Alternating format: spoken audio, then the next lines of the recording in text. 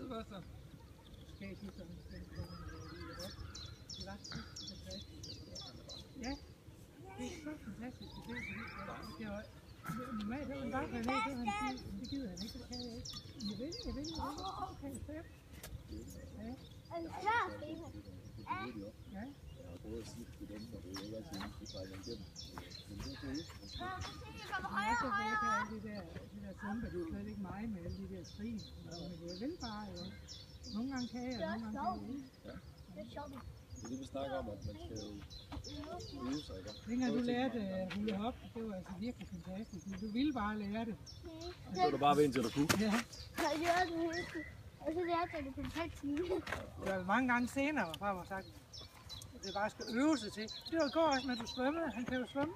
Så siger han, det går ikke så hurtigt, når det er forlæns. Han skulle derhen til også. Kan du lige svømme? Og det kunne jeg da ikke bunde, men fuldt med efterfølgende. Det er også godt, at siger hun, ja, og det er hun bare lære at svømme. Hun kan jo godt. Når hun kan svømme 10 svømmefald, så kan hun bare blive ved.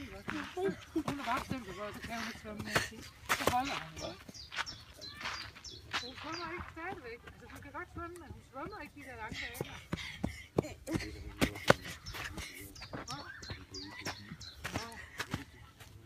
Nej. Ja.